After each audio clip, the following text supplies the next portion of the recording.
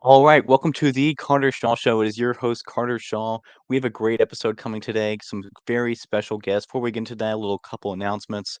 I'm currently working on the Best of 2022 compilation. It's a long wait. I'm running on Black People time. It's okay. And also still working on the Woman documentary video and Sped Gang 3. But let's get into our interview today. Today we have famous baseball announcer Jon Miller. Jon Miller, welcome to the show. What an intro. You get the wrong guy. I hate to break it to you. But no, I'm not the baseball announcer. I get his notifications like every day. John, and I don't know anything about baseball, but I get his notifications and it's just like, oh, fly ball, Jon Miller announces, epic baseball announcer. I'm like, can I stop getting this retard's announcements? But anyways, go ahead and introduce yourself. You know who you really are.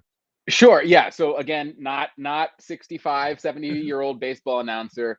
Veteran journalist, spent probably too many years in Washington, D.C. as a White House correspondent for the Blaze. And before that, CRTV. And before that, I produced news at Fox News. And then kind of just ended up in the political commentary space. So that's where I float now. And I've been a giant Trump supporter probably since day one. And I wouldn't say I'm rethinking that. I wouldn't say I'm rethinking that, but I would say that our guy needs to shape up a bit if he's going to think that he even has a shot at this nomination. But I think I bring that up because I think it's important to distinguish myself. I remember when I was at Fox probably in 2015. I was probably one of the only people there who was actually supporting Trump. And so it's just interesting to see how they kind of became the Trump network. And I was made fun of when I was at Fox for supporting Trump because it was like a this crazy guy's never going to make it. You kind of see that happening with Ye now when Ye is thinking about dipping his hat into the ring. You start to hear people say, well, it's not possible. He's too crazy. And the establishment, all the same guys are saying it's a joke. Don't pay attention to his candidacy. And yet here we are. It sounds very familiar to me. It's things I've heard Yep. heard about Trump. And so that's just kind of like a brief background. I don't know why I quickly jumped into what my politics were, but do with that Oh, intro what you will. yep. You were also, as I believe, you were nominated top five black by Valley Yeah, Zoomer. yeah, You gotta lead with that. That's a very important yeah. thing. By Valley's, no, not just top five, three-time winner. I think I was top Three-time five winner. That's black, true. top five minority, and I don't remember what the third one was, but each list, I was, I believe, top three. So that's probably at the top of my resume, and right next to like my YouTube. I think they give you a plaque for 100,000 subscribers. I have like three-time winner, Valley Zoomer Award, top five, whatever I am, black minority. Yeah. So So that's you spent a huge. while. You spent a while with like Fox and Blaze. What would you say was probably like the main highlight of like all of that? Definitely, uh, I complain a lot about mainstream media and Yeah. conservative ink and Con Ink and all that stuff. But being able to report from the White House and actually be in the Trump administration, was invaluable experience that I wouldn't give up. And just being able to be in that report room, didn't get called on, and didn't, because they have the system set up where they only call on legacy media and they only call on people from the big networks, NBC, CNN, NBC, Fox. And so I was kind of like just sitting there being like, can you please call on me? But just being able to be in that room, and being able to have access to the White House press shop and the Trump administration, that was all super cool. And I wouldn't give that up for anything. So that was probably the highlight. Some low lights as well, but that was a cool part that I'm not going to lie. That was one of the highlights of what I've done as a reporter thus far. Um. What I do have something pulled up. I'm trying to see if I can pull it up real quick. But one of your you could call it highlights. I don't know if you call it highlights or lowlights. Was a pretty big thing you did was the tweet you made about Parasite during Yeah, whenever they won. Let me pull I up out I right here. think that made the yeah, it was a good tweet, by the way. Uh it was, so the background behind that was, Parasite. This was, I think, 2019, or maybe it was 2020 2020. actually. It was 2020, and I was watching the Oscars, and there were a bunch of good movies that year. There was Once Upon a Time in Hollywood, which is a Quentin Tarantino film that I absolutely loved, and then there was this film 1917, which was also really good, and Joker was that year, and there were a ton of just Yeah. amazing movies that came out, and so they announced the best foreign film of the year, and this schmuck comes up, right? This guy named Jun Ho, which okay, Parasite I did see. He was the director of the film Parasite. I saw it. It was a good movie. I'm not going to say it was bad, but like best foreign film, we all know why that got best foreign film. But what really bothered me is he got up, didn't speak a word of English. The guy gets up on stage, he's like, it's a great speech, very very kind, and then he gave the rest of the speech in Korean. So I'm like, what are we supposed to do with that? No one here speaks that language, and you come to an American award show and give your acceptance speech in a foreign language and think that we're just supposed to sit there and listen to you babble in basically a barbarian tongue. I wasn't having any of it. So, people thought I was like drunk. I wasn't even drunk at the time. I just was like, this is nonsense. And so I tweeted and I was like, you know what? Gives a speech in Korean. I think the line that really got me, if you put the tweet back up, was these people are the These destruction people. are the destruction of our country. Which, if I were able to take it back, maybe I would have reworded that. But you got to understand, it's the Oscars, right? You're sitting there, you've got your phone in hand. You don't want to miss what's happening on the screen, but you also want to get your tweet out. So I'm sitting there and I just fire off like good tweet, whatever, and I get the notifications and I'm like, oh, this is kind of blowing up.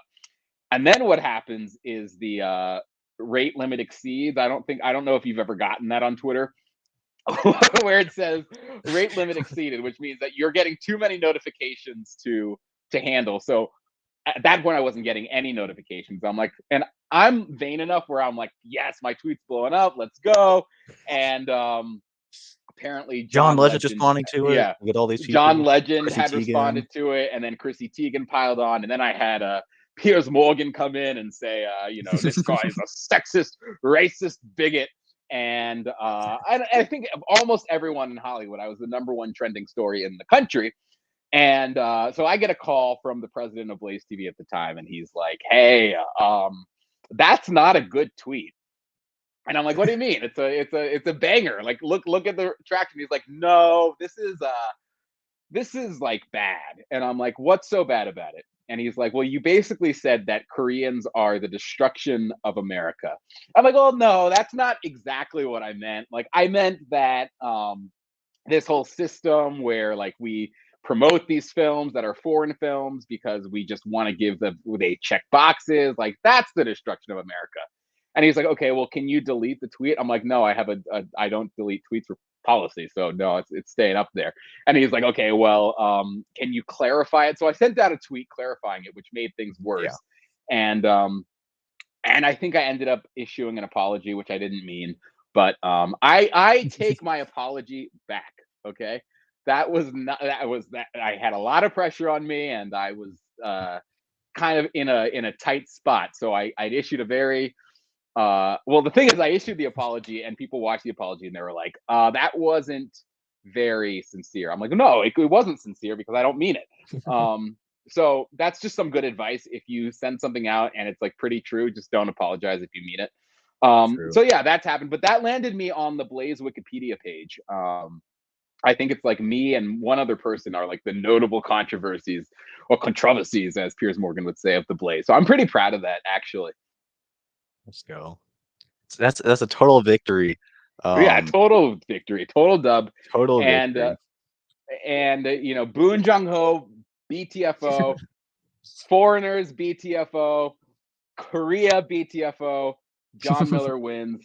Let's go. Thoughts on Gangnam Style? This is an important question, though. I mean, that's kind of based. I actually like it. Let's go. Let's go. You The know, only it's good thing to come out that's Korea. that's the only good thing. And see, that was fun and that was entertaining. It didn't win an award though. I mean, maybe it did. I don't know. But like, it wasn't lauded as like the greatest achievement of the year. It was like a meme. And that's what Parasite should have been. It should have been a funny meme, like an enjoyable movie, but it shouldn't have beat Joker because it also got Best Picture. It shouldn't have beat all those films for Best Picture. It wasn't that good. They weren't even speaking English. You had to read the subtitles. But Gangnam Style, let's go. Yeah, that's Yeah, I let's connect go. with that. I had a bit of a similar experience. It was much a smaller scale. I think it was 2021.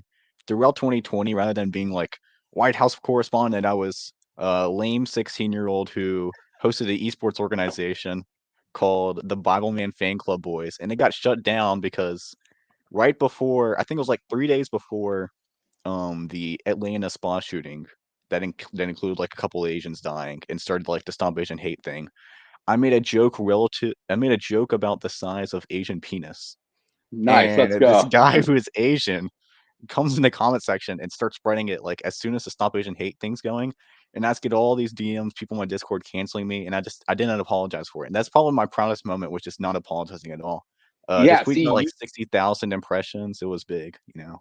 oh, that's epic. Yeah, I don't remember how many impressions it was more than 60,000, but I remember getting a DM from, I think it was Caleb Hull on Twitter, and he was like, "Yeah, I track this stuff for a living, and that's the most impressions I've ever seen on a tweet." He was like, "This is insane."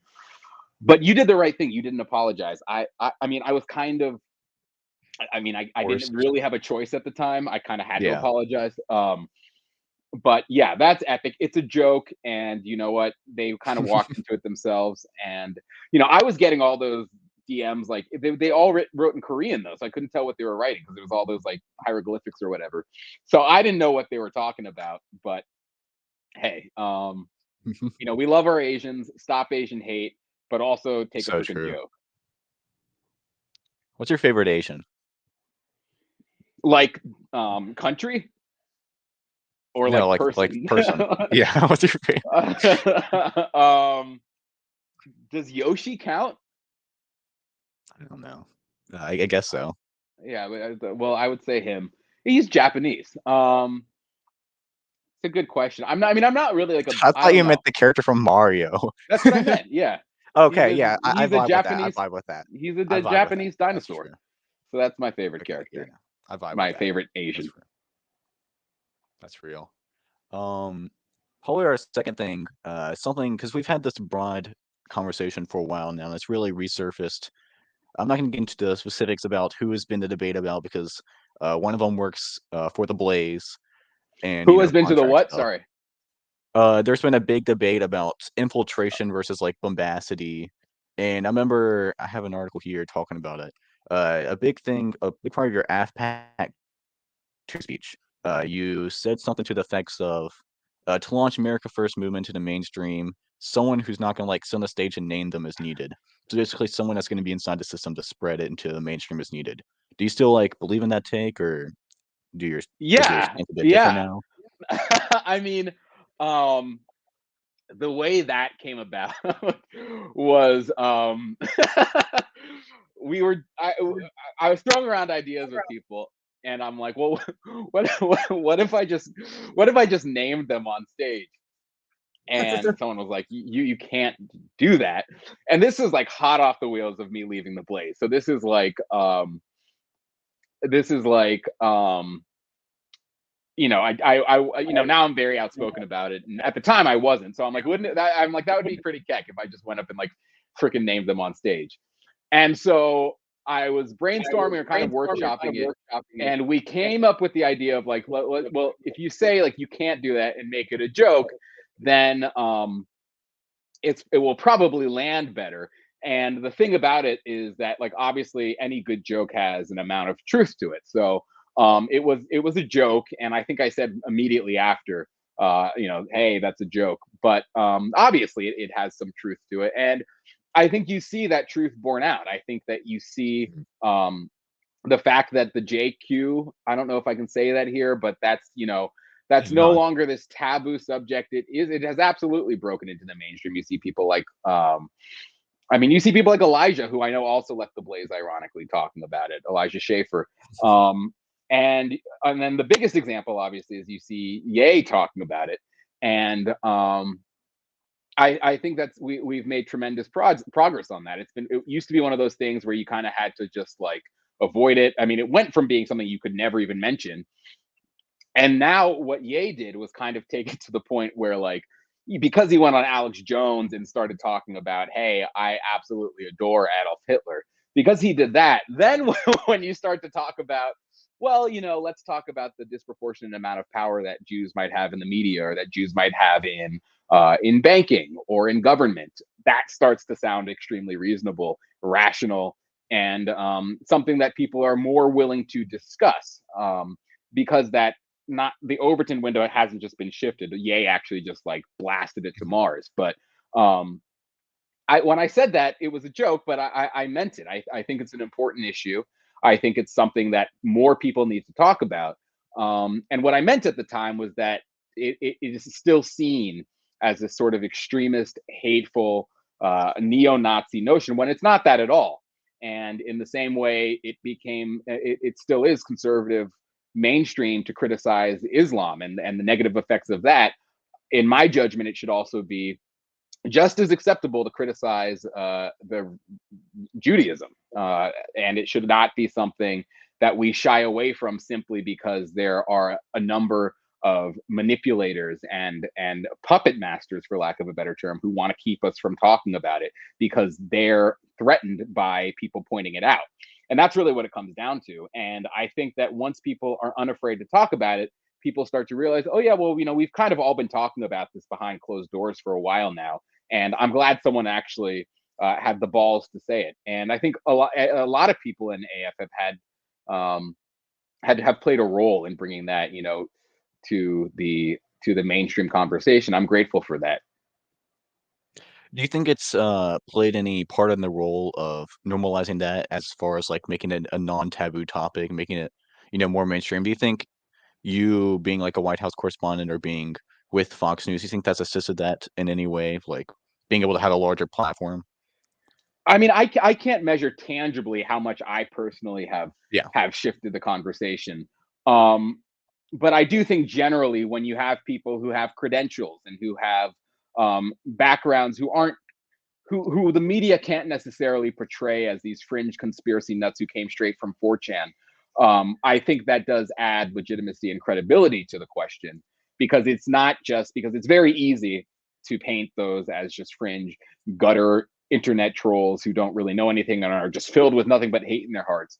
But when you have people who are not who aren't that, and I mean, look, a lot of stuff comes from that from those channels, which is legitimate, but it's just easy for the media to disregard it because of its background. So I think that it definitely helps, and again, it's something I'm happy about. I think it's an important conversation, if not the most important conversation and the most crucial topic. Because if you can't name the enemy, if you can't figure out who the enemy is, and you're always trying to nibble around the margins on this, we're not actually going to get anywhere. Yeah. Do you think, speaking of like Jewish controlled media, you used to be, Fox News contributor. If like someone watching this were to be handed a Fox News contract tomorrow, would you advise them to sign it? Would you advise them to stay away from that? What would be your sort of take on that? If you had asked me that 3 years ago, maybe even 2 years ago, I would have said, look, it's still Fox News, sign the contract, get the exposure, um, and get your face in front of people, because you can get your ideas out easier that way.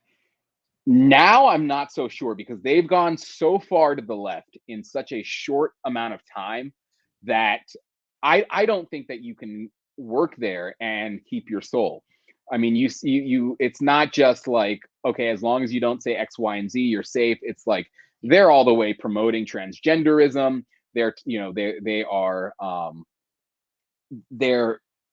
they've completely lost the message, and it is the definition of controlled opposition, because they'll give you just enough red pills and just enough conservatism for people to think, oh well, no, this is still a relatively right-wing network. It's not at all. I mean, the corporate interests that run that network are corrupt. The talent on that network are, for the most part, there are exceptions, corrupt. um, the money behind it, the talent, the producers, everything about it is just rotten from top to bottom.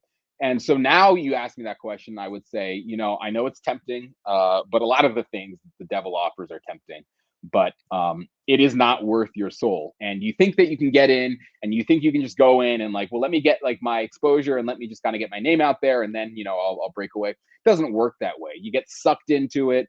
They eat you up. They offer you a lot of money. They offer you a lot of publicity, and then you find yourself, oh well, I could do it for another year.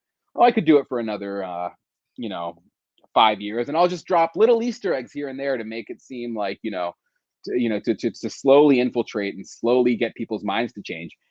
And then you look up 10 years later, you're still there. You've got a lot of money, but you've completely compromised all your views. And so, um, God bless anyone who thinks that they can actually infiltrate the mainstream media and affect change from inside. But I've been there. It's just not possible. They literally have protections set up that have been set up for years to prevent you from actually making any progress. The system is literally designed to keep the conversation in one place so that it just goes back and forth and no one actually escapes it. And that's the way they make money. That's their business model. So they're not going to let anyone come in and shake that up. They are literally designed in order to prevent that. Were you ever offered any like contract from the Daily Wire, by the way? Just quick question. No, no. Have you been keeping up with the Crowder thing on it? I have, yeah. All of that is very, I mean, it is pretty standard. I mean, what's not Yeah. standard is Crowder going and blowing it up like that. That's I guess what the newsworthy event is. But Daily Wire going to Crowder and offering him a lucrative contract, and it wasn't a contract. It was just basically a loose offer. Uh, that's not out of the ordinary. And unfortunately, places like Daily Wire, and it's not a secret, I'm not exposing like inside baseball here. Places like Daily Wire, places like Blaze, anything really mainstream, they've set their business model up, and they'll admit this, to profit off of big tech. That's where they bring in their revenue. So they have to get their subscriptions from their advertising revenue from podcasts, and they have to get advertising revenue from YouTube. So on the one hand, I don't really. That's everyone knows that's how the business is set up. So obviously, they're going to have to take that into account when they offer contracts because they've built the system in such a way that they rely on that for monetization. So the problem is not that they offered Crowder a contract and said, hey, we have to take out money if you get demonetized on this platform. The problem was building the system that way in the first place, whereupon they are so reliant on big tech and advertising revenue from that. Um, and that's kind of really all I can say Yeah. about that. But none of it surprises me. I guess the only thing that surprises me is that Crowder went public with it, which I guess he's legally able to do since it wasn't an executed contract or anything like that. Yeah, something I think it's funny. It's like there's a lot of people, and I think Crowder said this, who you'll see the reason they don't say this about blank is because they're beholden to that by contract, and there's probably some truth to that. But Crowder is like willing to walk out of a business deal and say, I'm not going to take this sum of money because it's not going to allow me to talk about what I want to talk about. And yet he doesn't really talk about the things that matter. So there's people that are like controlled, and then there's people that are retarded, you know? And I think Crowder Yeah, seems I mean, just fall on the retarded side. that's what's kind of like mind-boggling about it is that it's like you are a gatekeeper. I mean, you have tried to gatekeep many people within the movement, and I don't see that changing. So it's kind of, I think it's more of a personal thing. I honestly, people are trying to make these big narratives about it, like Crowder's breaking the system and calling out the gatekeepers. I think Crowder was pissed that he was offered money that he wasn't going to be able to make if his content got demonetized, which he knew it would, and he considered it a personal insult. And you kind of heard that from Jeremy Boring's response to it when he was saying, like, Crowder was fuming on the phone and was saying, I'm worth more than this and I'm worth this regardless of whether I get demonetized. And when you get into this business, you realize a lot of people have egos on them. It's kind of hard not to. And so I think really that's really what it comes down to, not necessarily these larger narratives about what Crowder wants to make it, which is about Conning in bed with big tech. Of course, they're in bed with big tech. That's how they make their money. And I think it just upsets him because he's actually feeling the effects of that. Yeah, he released so there's the first one, and then there was the Jeremy, I can't remember his last name, released a response. Boring. And That's then his there's last name. Boring. Yeah, that's a great Literally last name. boring. And then he released a new one like 2 hours ago. And my favorite part of it was when he says, Steven Crowder's take on Jewish show The Daily Wire. And this is his quote. It's kind of unreal to me that the only thing that these people can still talk about is the money. We're Is Steven Crowder Yeah. Jew woke? Is this what's happening? He's a savior. He's coming back.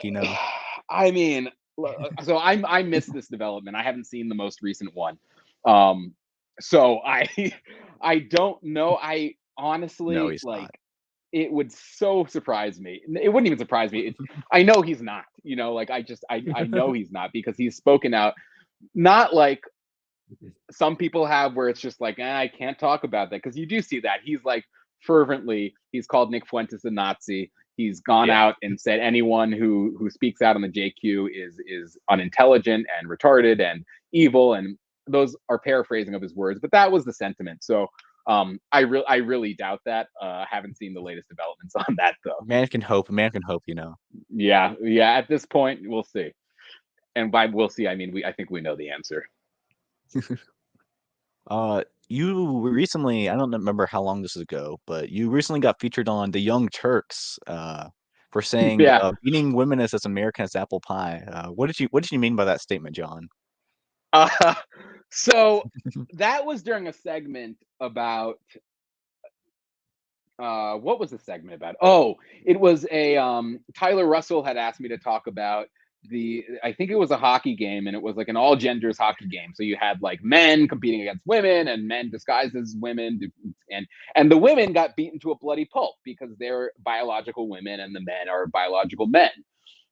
And the point I was making was that we can't start the outrage machine when it gets to this point. Like we should have been outraged the moment women started saying they can be men and vice versa. That's when the outrage machine should have started, because once you accept that part of the argument, once you accept the part of the argument that says that you can be whatever gender you want to be, then naturally the logical conclusion of that is if a man can identify as a woman, then obviously he should be able to play in the women's league. What the hell do you expect to happen?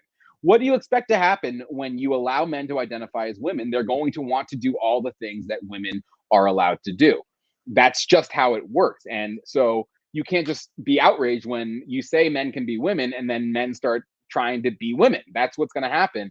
And so I guess what I was trying to say is it's not even the fact that women were getting beat up by men, because that's been happening in American history from day one. It literally was. I mean, from before the country was founded, it was in common law that corporal punishment against women is appropriate in certain circumstances. So that's really all I was trying to say, is that this outrage over women being beaten by men, like until the 70s, it wasn't really an outrage point.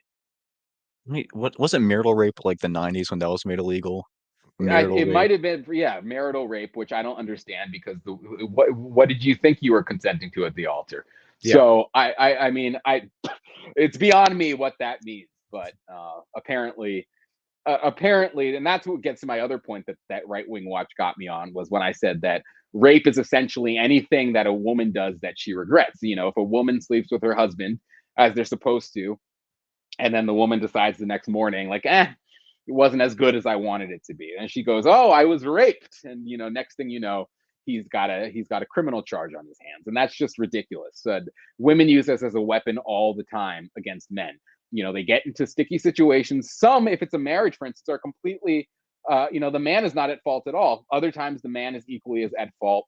But they get into situations where they both were acting stupid, and maybe there was drinking involved, and maybe they got they had a hooked up one night, and the woman regrets it the next morning, lo and behold, and she gets to blame it all on the man and say that she was violated and raped, and everyone believes her and everyone feels for her, and she's a victim, and the guy's life is ruined, and he can't get a job, and he can't show his face in public, and she's this little victim. Meanwhile, she played just as much of a role in it, if not more, because of the way she was dressed.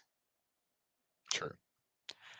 There's there's this argument I've been making a lot recently, which is that the biggest perpetrator of like gender construct or things like that is conservative infrastructure, emphasizing the key difference between genders being just like sex, being like your chromosomes, rather than the key characteristics that come with those chromosomes, the key biological differences, the key nurturing, the key behavioral differences that you can observe in like toddlers and infants.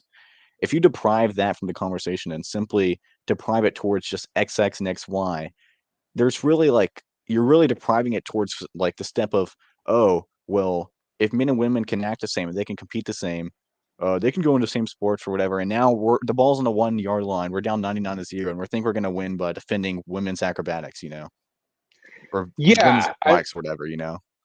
yeah, exactly. I mean, that's what it comes down to, is that we're just so far away from the arguments that we're supposed to be having, which they are chromosomal, but they're also behavioral. And Mhm. we're just we're going to lose the argument. I mean, that's really what it comes down to. We are going to lose the argument if we accept everything up until the point of, well, they can't compete in the same league because, and then it goes back to square one because what? Biologically, they're different. Wasn't that what we were trying to argue from the get go? Is Yeah. biologically they're different? So it's just circular and it's ridiculous, and it's conservatives' fault because they're the ones who gave into this argument because they wanted to not seem bigoted or not seem hateful or wanted to seem more progressive or whatever it is. Whatever, I don't know what the rationale behind it is. They wanted Bruce Jenner to be able to go on Fox News and show we're not bigots, but it's like it doesn't have anything to do with bigotry. It's just biology, and it's disgusting. It is disgusting. It's bad behavior, and it's immoral behavior, and it should be beaten out of the children. And I mean, I don't even mean that literally. I mean that just like it should be, it should be discouraged. Just the I next mean, right wing watch clip. yeah, right, yeah. Like, well, I did put on already Twitter. I think that you should beat your kid harder if they dress up like a woman. Um, that gets into a whole other argument about corporal punishment. But I mean, really, it's something that the parents can do quite easily. People say, oh, it's a mental illness. And it's like, well, mental illness doesn't just magically start to skyrocket, like, unless there's something in the water. Mental illness is cultivated and formed, and these kind of habits are encouraged by the parents. That's what's happening. And so I guarantee you, if like kids started to exhibit displays of transgenderism early on, and the parents said, hey, you stop that, knock it off, cut it out, cut the act, we wouldn't have nearly as many problems. And then maybe we would be stuck with a few instances where it is like a legitimate neurological misfire that causes a man to think he's a woman. But I would argue that the vast majority of transgender cases are just kids that are going through a phase and haven't been told to cut the act. Yeah, I believe there was a study, I don't remember how, but it's like whenever kids go through like actual genuine therapy rather than just going full conversion, I think it'll 75 to 95% just go back to the original gender. And at the hiatus, the peak of like gender debates, like anti-transgender debates, was like Ben Shapiro college lectures, and like Stephen Crowder changed my mind in 2016. The booth was there are two genders, changed my mind, and the argument was there's XX and XY. It wasn't a better booth would have been sometimes women deserve to be hit, or women should submit to their husbands. That would have You been a can better start booth, but that booth. it was women have chromosomes that are different than men. And then they said transgenderism is a mental illness, but they don't ever talk about how someone has that mental illness. And it's like because they are deprived of all genuine things that they're supposed to do as that mental illness, and they can't, or as that gender, and they can't separate in their mind what they're actually supposed to be doing and separate that from that of which a man is doing. Like if you put a woman in the workforce, if you let her do all this stuff, what really differentiates at that point the woman from the man? Right. I see what you're saying, and it that is true, but the problem is that a woman's never going to be able to do what a man does in the workforce. True. Just as a man's never going to be able to be a good mom. And that's where I guess I would take apart that argument a little bit, that yeah, biology still plays a role because there are things that are innate to our biological DNA that allow women to be good nurturers and allow women to create a good home where people can be raised, and allow women to actually fulfill their role as mothers and as wives. And then there are biological traits that allow a man to succeed in the workplace and to be a breadwinner and to provide for the home and to be the leader of the home. And I would argue that those are innate to biology, and those are where chromosomes come into place, because hypothetically, yes, if a woman goes into a workplace and she's able to do all the things a man does, then she is going to be confused as to like, well, then why am I not a man? The problem is that she's not going to be able to do that. And even if she does, you see all sorts of side effects. I saw it at Fox all the time that, you get these like power women with the business suits and they walk in and yeah, they get the title of executive producer and they get these big paying roles and everything, but then they go to the bathroom and they cry, or then they go and they gossip to their coworkers, or then they go and they do all these like catty little things that women do, and it kind of just comes out sideways, right? Like it's not like the way a man would deal with it. You just yell at your coworker straight in the face and deal with it on the spot, and women kind of just get it mixed up, so they like try to puff up their chest, but then it like depletes them inside, and so they have to go and cry about it, and then they hold these grudges against their colleagues, and they try to plot against people, and they try to set up their little minions to like team up against people, and it just is really ugly. And so women with power starts to come out in all sorts of unexpected ways that you wouldn't expect it to, because they don't belong in those roles. They are not biologically designed to be in that kind of environment. Yeah, I believe there was a Stanford study that basically confirmed all these things, like the man chromosome translates towards the development of the brain, development of the amygdala, the part of your brain that says no. It translates towards your ability to like understand complex subjects, understand goals. Women's chromosomes correlates towards a better ability to retain educational information and be able to pass it down to young people. It's almost like we have an intrinsic design, but if you just strip all of that from society, you automate most industries, and then you have things like restaurants where women could probably work for the most part and be fine because it's not really that hard of a job. But you get all these jobs where women can like feel like they're working as a counterpart, and you promote in society. It's like why are we surprised that women now think that they can like grow a penis? Yeah, but I mean, even in restaurants, like from at the surface level, it looks like women are just, because all you do is serve tables and give people or take people's food orders. But there's this girl on TikTok. She's like, your typical 30-year-old childless single woman who is a waitress, or maybe she manages a restaurant, and it's kind of like an insider's look at what it's actually like to be a waitress. And she does these little skits, and and it's just like this. She's always frustrated, and it's kind of like an inner monologue. Like she doesn't say this to the customers, but it's always like this snide little like, "Oh, you ordered the steak. We're about to close." Like all of the things that like goes through a woman's head when she's actually serving, and it's just like, okay, well, you're not designed to do this either, because she's like constantly ticked off at the customers.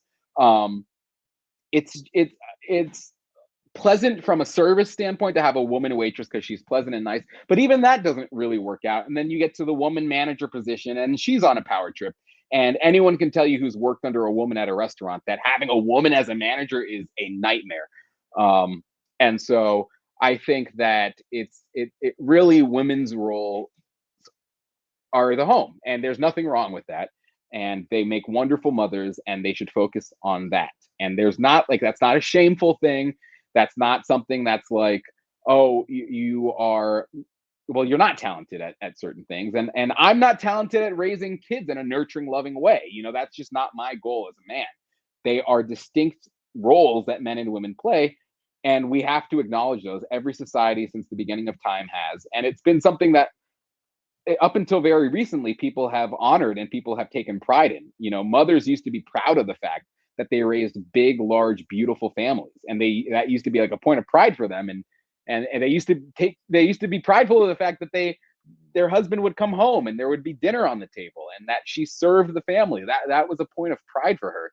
And now that's like demeaning. It shouldn't be demeaning. You should be honored to serve in that role, because that is the role that God and science, if you want to go the science route, called you to do. True. Yeah, I work in a restaurant. Anytime we go in like a rush, I've noticed that the women always get overwhelmed first. They don't know how to deal with the customers. Yeah, it's a Ability to nightmare. like all their ability to be like pleasing around customers goes away whenever some stress comes. I'm not going to comment on managers because all my managers are women. So in case any of them are watching, no comment. Um, Your no managers are comment at all all. great, lovely, and They're capable all in their great. in their job. Yeah, so true. Uh, but I see this all the time. We'll go into rush and they'll be like, um, Carter, I'm gonna go smoke a cigarette. It's Yeah, like yeah. it's like Right it's like, now, and okay, but like right now, a And then hundred you get all percent. and then you And then you get all the gay servers, and they're like, Carter, I'm gonna go smoke a cigarette. And it's like, yeah, you go smoke that okay. fag. That's what you do. That's what you do, you strong homosexual. You go. So true. You go suck on that. So yeah, Yeah, another I mean, thing. Yeah, I go mean, ahead. the gay thing is a totally different thing because it's like, Yeah. they exhibit many of the they have. I don't know on a microbiological level how it works, but they have, a lot of the similar hormones and all that stuff that women have. So, you get the same problems really with gay Yeah. men in the restaurant industry. Yeah, you can really understand the basic human understanding of what a woman and what a man is by seeing how a tranny acts. Or like a lesbian or gay. See like how a lesbian acts. They're very full of like male emotions, so they'll beat their girlfriend or they'll beat their wife or whatever. And Yeah, then you got like the gay man which will just like suck up all the time. It's not very assertive. Or even with trains, it's worse. They're always like male to female are always trying to be like annoying, loud. yeah. Anything that a woman is, Yeah. frankly. Well, you see that with like the anytime a tranny gets chased with a camera, right? Like he all of a sudden, like the cute feminine act like switches off, and all of a sudden he's like, "Hey, what are you doing with that camera? Get that away from me!" And he like slaps it away. I mean, that's what you get with the their biological maleness comes out, and yeah, I think you're absolutely right with like the overly effeminate men. You get the kind of just naggy, annoying, won't get to the point, talks about their emotions a lot, is really self-absorbed. Um, and I don't know where that serves because they can't be mothers. So that's kind of it. Therein Yeah. is the problem with homosexuality is like there's really no place for you. But that's probably a different conversation for a different time.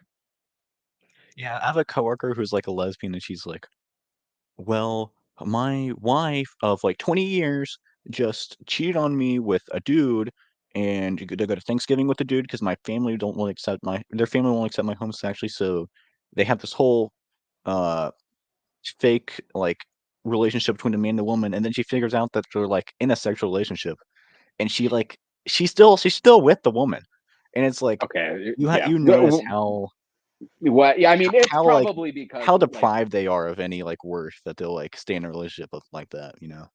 yeah, it's just miserable. I honestly pray for them because that's all I can do. I'm Yeah. not going to solve it. I don't know what to do. But I mean, that kind of just gets into the point. Like, is lesbianism even a real thing?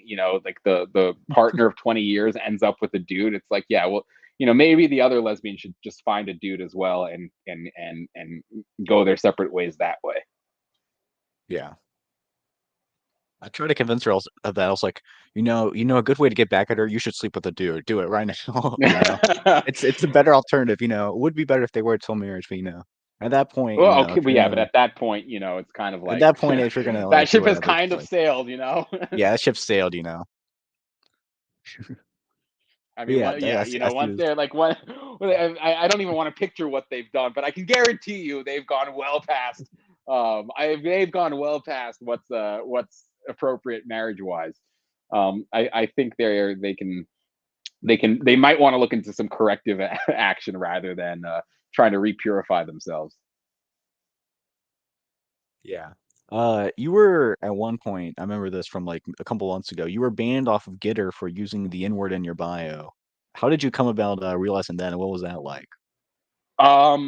So I was already not happy with Getter because the minute Getter started, I think it was Baked Alaska got banned immediately. And I think he got banned for the N word. If that's not true, I apologize. But I think he got banned for the N word because what was happening is people were trying to stress test it, right? People were trying to say, okay, well, they say they're a free speech platform. So let's use the most extreme form of speech that we can think of. And if Getter allows it, then we know that they mean it. And if they ban us, then they're full of it. And so Baked Alaska immediately got banned. And so I said, well, you know what? Screw this company. I'm going to put the N word in my bio. And I did that. And within it took them it took them a minute to realize. But when they did find it, they banned me immediately. And I think this woman, her name was Ebony, and she was like this Jewish Aussie who came after me. And uh, I think I tweeted at her or something, and I was like, "Hey, Ebony, your free speech platform isn't so free because you just banned me for using the N word." And or no, I said I didn't let on to the fact that I used the N word. She came back at me, and she was like, "You are a liar. You use the N word. You use the N word. It's very strict in our policy. I can't use the N word." And so I was like, "Okay, well, and then I just flipped it on her. I'm like, you, I was like, you racist Democrat. You can't tell me So what I true. can and cannot say. All Democrats, you guys are the slave owners. You guys started slavery. You guys are the evil ones. It's the racist Democrats like this Ebony right here. Apparently, she wasn't even a Democrat, but I don't really care. It was just a funny point. And it was fun. We made the rounds. I think I ended up in like Daily Mail or something like that, and I was on uh, couple headlines because it just exposed their phoniness. It just showed that they are not actually a free speech platform. And it doesn't matter how I use the N word or in what context. You say you're for free speech, then you should be able to say whatever you want. It's that simple. Yeah, quick question, really important question. Is everyone me included, is everyone watching this video, are they allowed to use the N-word? This is an important question, John. Okay, well, I always say that if you have to ask, then like I'm actually going to revoke your N word pass because you shouldn't have to. You should just use it. You just use it freely, So openly, true. all the time. Say it to your friends, say it to your family, say it to your mother, say it to your black friends, say it when you're mad. Just use it freely. Um, and So there is no N-word pass, but if you ask about True. the N-word pass, I might revoke it. But everyone should just use the N-word all the time. It's a great way to express yourself. You can express it. I mean, you can mean it positively. You can use it negatively. It has many uses. It's like the F word. It has a lot of flexibility, a lot of usage. Uh, yeah, And I get in trouble with a lot of people for using by the the way, N-word. Go ahead. by the way, I shouldn't call you out, but I do. You're asking me as if like you're waiting for my permission. I think I have evidence that you didn't exactly wait for my permission No, of course not. to drop this bomb, and I have hard evidence of it. All right, Carter. Yeah, it's a video of me going through a drive-through. Might be. I don't know. I'm not gonna go any further than that. Did I send you that? I don't remember. I remember someone sending that to you. I don't remember who. But yeah, I'm kind of No, known for I. going through the drive-through and just dropping especially Wendy's, because it's like, especially late at night, you got the all black shift, Okay, but just here's going the there. problem. Here's the problem. Okay, you do it Go ahead. in the drive-through. Yeah, you're right. So I was at You Waffle need House the other to. night. I was You gonna need do it in to. the restaurant, and then everyone left right before I said it. Um, but did you say it?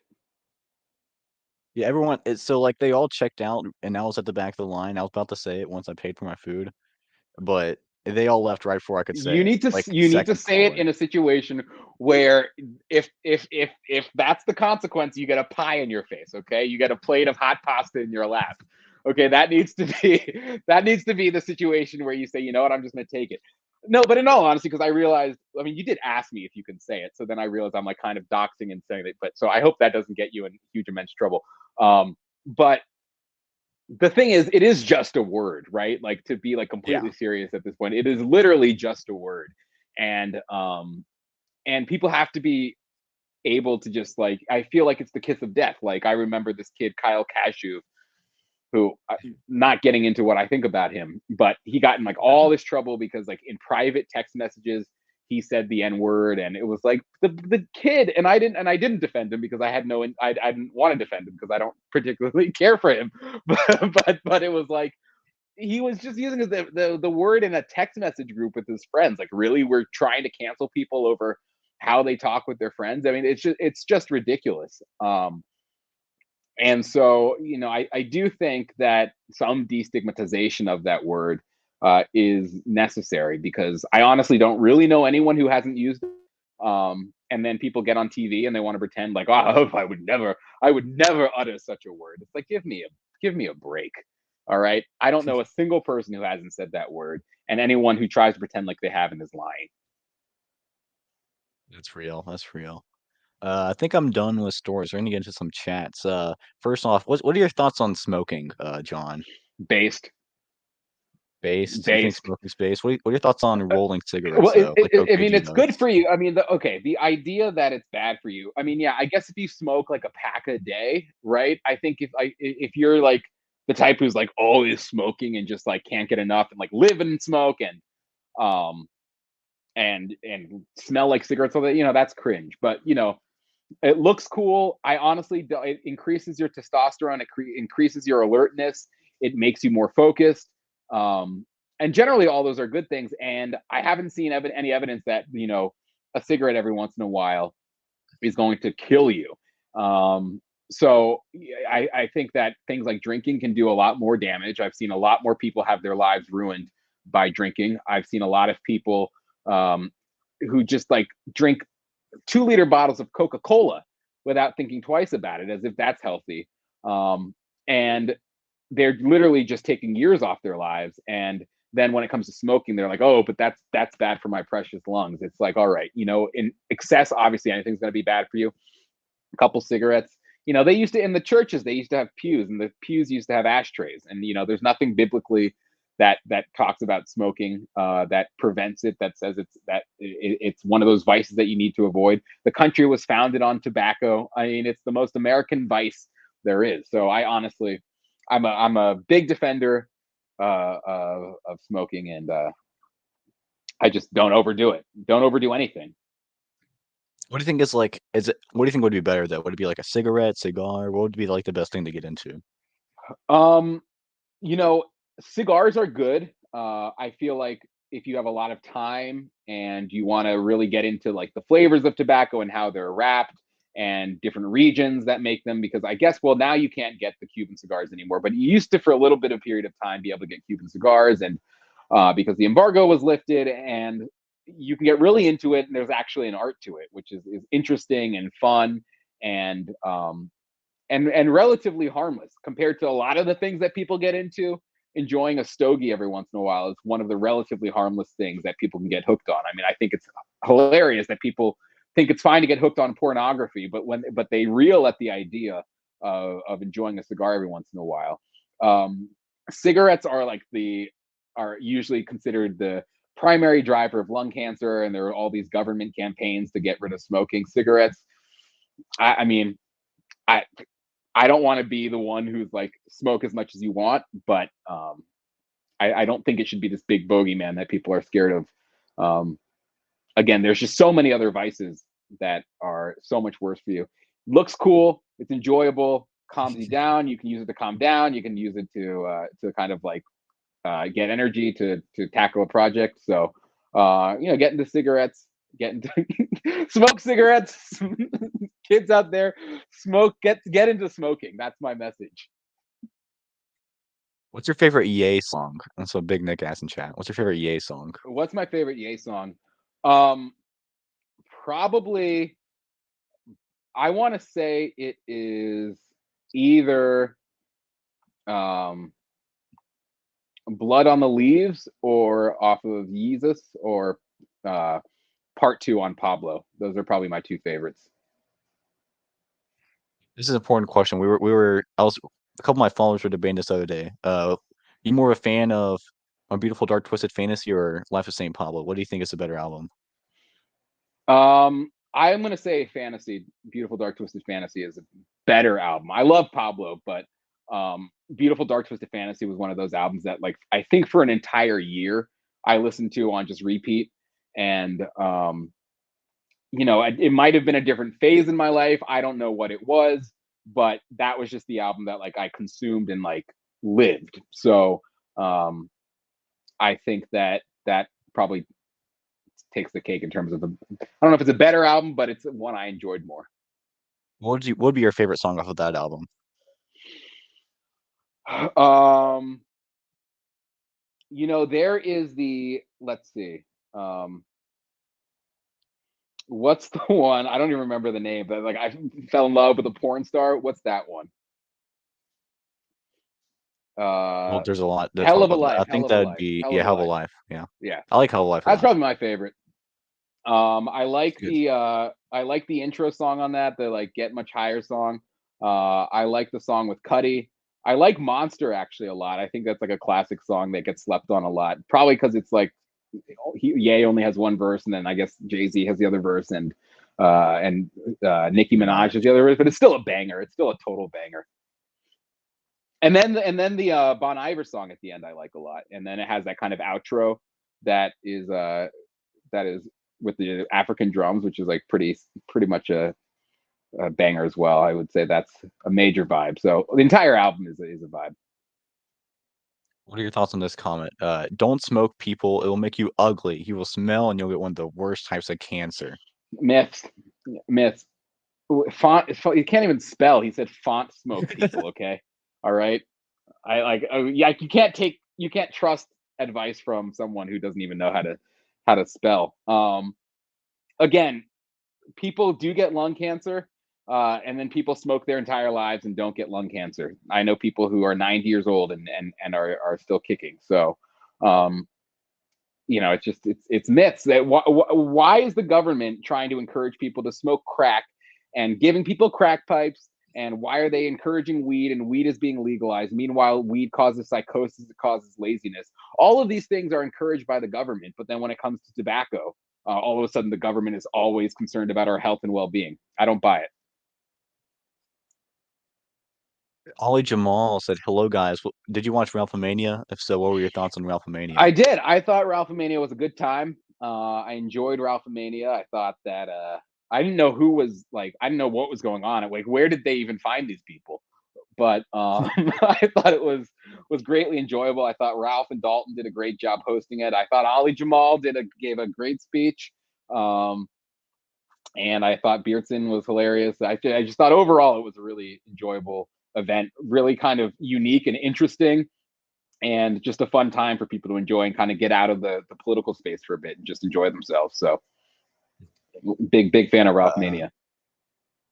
You got baptized to the Catholic Church. How long ago was that you got baptized? Yeah, okay. So I wasn't baptized. So I was baptized as an infant. So I got baptized into the Episcopal Church, and basically what my church at least does is they have an acceptance rite. So adults start the rites of Catholic initiation for adults, RCIA. They do that, and right around January, no, when was this? November, you get accepted into the church, and then during Easter Vigil, you get confirmed. And if you haven't been baptized, you get baptized. I've already been baptized, so haven't been confirmed yet. I've just had the acceptance rite, which is what that was, and the priest kind of gives you the blessing. Yeah. So, what has that been like? Going back to the Catholic Church, what has that been like? So it's been really fascinating. I get the question a lot. How did you convert to Catholicism? And it's been something I've always been meaning to do. And I've always like, I think since 2012 was like when I first decided, like, this is the faith that attracts me. I was in Rome, I went to the Vatican, and it's not even one of those things that's describable. It's one of those things that you just kind of know when it hits you. And if anything is the Holy Spirit, then it's that. And I was just kind of swept up by it, and captivated by it and fascinated by it. Life got in the way. And I had a career, and I had work, and I had like a social life, all of which I put in front of God, which I shouldn't have. But in the back of my head, I always told myself, like, hey, you need to, this should be something that's important to you. And I always put it off. I was raised as an Episcopalian, kind of low Anglican, right? So it's kind of it's almost Catholicism, if you will, but it was kind of England broke away and formed their own. So it's not like this. It's not as Protestant as you get, but it's definitely not Catholicism. And then over the years, the Episcopal Church has just kind of been infiltrated by social justice nonsense, and so they started allowing women priests. And the church I grew up going to, like, was very proud of the fact that they had one of the first lesbian priests overseeing the church, or I think she was a rector. So I was like, all right, it's time to leave this church, and so I need to find another church. And I need the one church I need to be coming home to is the one I've been avoiding. So that's kind of how I was like, okay, I'm going to started going to Latin masses, and then I had to wait until the RCIA program started because I had to do the conversion for adults. So that started in the fall, and then I complete and get confirmed in March. Yep. So I went to my first mass Sunday. I've grown up Methodist my whole life. Let's I went go. to my first mass. Gonna start RCIA soon. I think one of the things that really tipped me over because I've been deliberating it for like the past 5 months. One thing that really tipped me over was recently the Methodist Church in my area got like a new woman in some like leadership position. I don't remember what it was, but there was like some like little like very spiritually unwell looking woman that was just like oriented in this position. I was like, nah, we Yeah, going Catholic mode now. let's go. Let's go. That's like, I mean, people always want a very detailed, very profound moment as to like what eventually made you. Sometimes it's just that. Sometimes it's like, look, I saw that person. They weren't with it.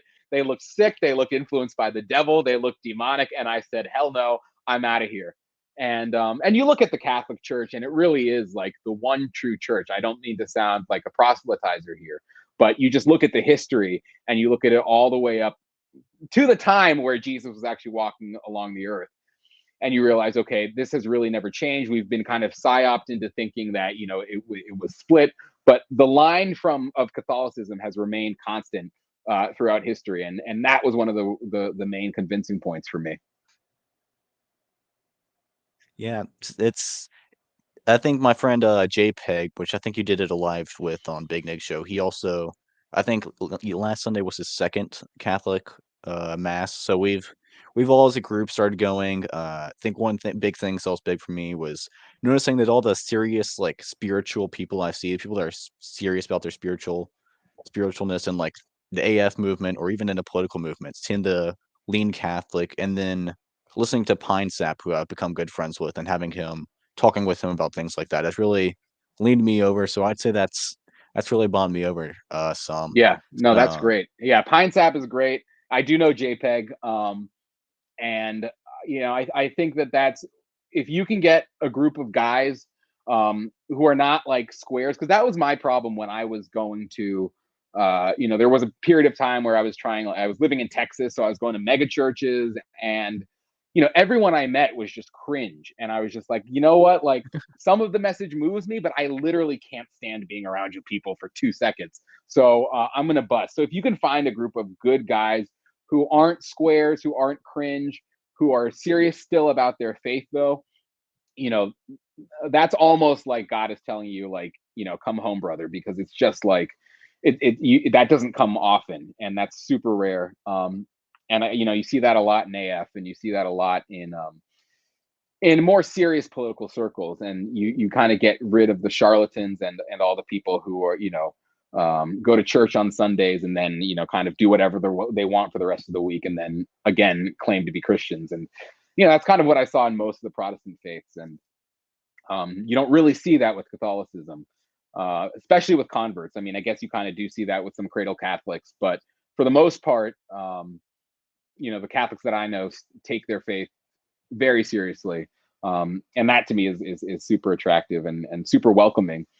And it helps when you like the people. I mean, people are defined by their fruits, and it's like, okay, well, if this person's Catholic and I like this person and I admire this person, and I like hanging out with this person, something has to be said about that.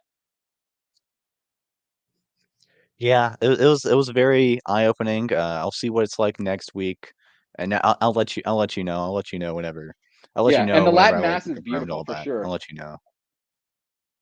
Yeah, and it's very pretty. Much more nice than we stand up, we sing hymns, which I still like hymns, and they do those in the Catholic Mass as well. Yeah, But and then you got modern worship, which I was never a fan of. Uh, I always did traditional worship at the Methodist Church. But you got like this thing, and then the guy gives up. He gives a sermon, and it's just something like vaguely like "Make Jesus your friend," something vague like that. Jesus is my yeah, friend, something like yeah, that. exactly. And It's like, it's okay, but missing something. when I get home after, Jesus becomes my friend, what am I supposed to do, When I get home, how is my life supposed to change? And that's really what I see missing in the Yeah. Protestant churches. Yeah, and there's no discipline, which Catholicism does require a certain amount of studiousness and discipline, and it almost requires a higher level of understanding. It's not the easiest faith to grasp onto, but in all of that, it becomes that much more rewarding because it's actually real and it's not just built on this flimsy layer of like, well, Jesus loves you, and it just never made sense. The whole Jesus is your friend, do whatever you want. I would maybe sometimes go to a mega church and like the music would be good and I'd be moved, and I would convince myself, oh, this feel I feel alive, and that must be Jesus. But then, like you said, yeah, I'd get home and it would be like, okay, I don't know what to do. I feel lost. I still feel spiritually lost. That's what I'd feel like when I got home. Um, I don't find that problem with Catholicism. Yeah. We're gonna start wrapping up here. The questions have stopped flooding in. I have some of your links in the description. Your Telegram, your Instagram, and your Twitter are there. Is there any Great. other place anyone can find you? No, because anything that I do, I'll put on that. So, if you have those up, that's where you follow me. Recently got my Twitter back, Big W, and I'll promote anything I do there. So yeah. All right, well, thank you for coming on. Thank you for everyone that tuned in. If you're watching the replay or watching on Spotify, be sure to come on the YouTube and look at the link so you can get from Jon Miller there. Anything else you want to say? No, I appreciate you, man. You're the man. Awesome show. You're doing good work, buddy. So keep it up. You're a bright star, and I just appreciate the time. Great. Thank you guys for watching.